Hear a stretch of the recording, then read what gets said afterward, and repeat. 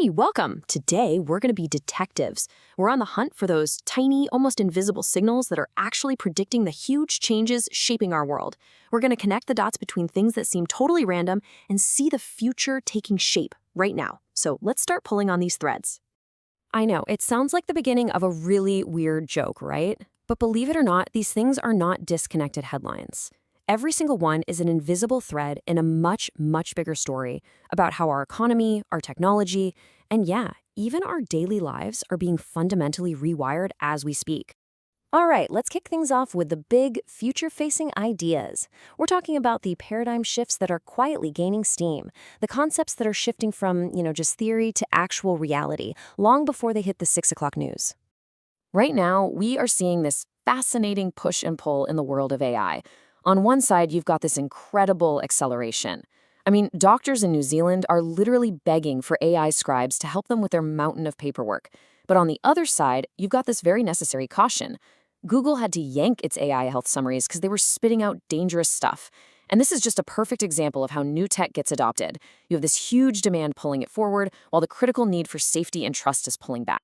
So let's talk about a concept that sounds like it's straight out of science fiction: agentic commerce. Just imagine having a personal AI shopping assistant. And I don't mean one that just shows you a list of options. I mean one that independently does the research, negotiates the price, and even makes the final purchase for you, all based on what it knows you like. That is what we're talking about here. And that leads us straight to the immediate consequence, right? If AIs start shopping for us, how does a website know it's my AI and not some scammer's AI? All of a sudden, the boring stuff, identity verification, payment systems, fraud detection, that becomes the most critical infrastructure in the whole system. That's the new choke point, and that's exactly why companies like FIS are already building out the tools for this future.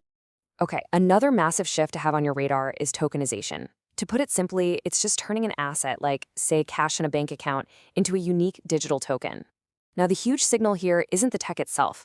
It's that BNY Mellon, one of the biggest, oldest banks in the world, is now tokenizing cash deposits for its institutional clients. This isn't just about making things faster. It's about creating financial markets that can run 24/7, settling trades in seconds instead of days. I mean, that is a fundamental rewrite of how money moves around the globe. So these big ideas are great, but how do they actually become reality? Well, that brings us right to our next section. We're moving from the what to the how. We're going to look at the actual plumbing, the new financial and legal pipes being laid down to build this future. Just take a look at this number coming out of the UK. Over 16.5 million. That's how many live connections there are in their open banking system, which lets people securely share their financial data with different apps and services. This is not some tiny little pilot program. This is core financial infrastructure getting adopted on a massive national scale. And here's why that number matters. After 8 years of hard work, this infrastructure has become what we call an enabling layer. It's the foundation for a whole new wave of competition and innovation in finance and payments. And we're seeing the UAE go down a similar path, which just shows this isn't a one-off thing. It's a global trend. It's the exact same story with self-driving cars. The biggest barrier isn't really the technology anymore. It's permission. It's the law. So what New York is doing is creating a clear step-by-step path from a small pilot program to a full-blown commercial service. And they're doing it by tackling the really hard, boring questions. Who's the legal operator of a car with no driver? Who's liable in a crash? This is the essential legal groundwork that unlocks the future. Okay, so we've looked at the future, and we've looked at the infrastructure being built for it. But let's bring it back down to earth. What's the real-world pulse of the economy telling us right now, based on what's actually being bought and sold today? I mean, have a look at this list. We are talking about safety relief valves, protective plugs, dockside repairs for a Coast Guard cutter. It's not exactly glamorous, is it? But this is the real economy. This is the actual demand for the essential goods and services that literally keep the country running. And this quote just absolutely nails it. This stuff isn't about hyper-speculation. This is the operational spine. It's the maintenance, the repairs, the little upgrades that form the absolute backbone of our public infrastructure. But that same pulse also shows us signs of friction and stress.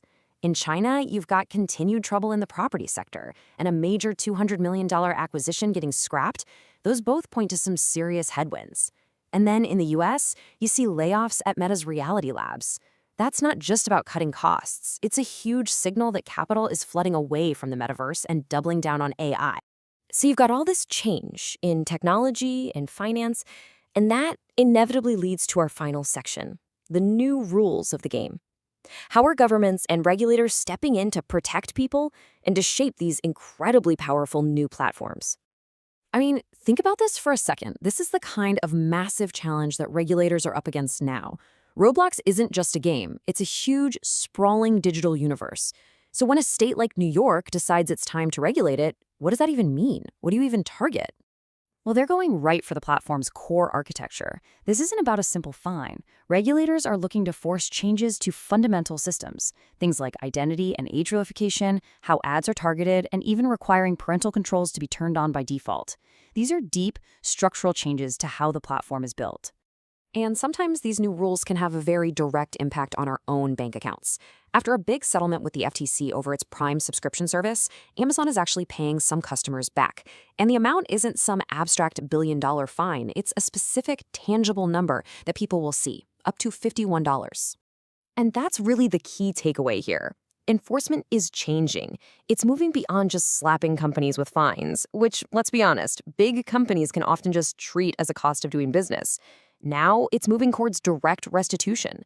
Forcing companies to give money back to consumers creates real, painful pressure to fix the confusing sign-up pages and the dark patterns that got them into trouble in the first place. So what happens when all of these small signals finally connect? Think about it. An AI shopping agent, using a tokenized bank deposit, operating on open banking rails, all working within a new legal framework built for autonomous services. See, it's not any one of these things, it's all of them happening at the same time. The invisible threads of today are literally weaving the headline news of tomorrow. So the real question is, what threads are you seeing?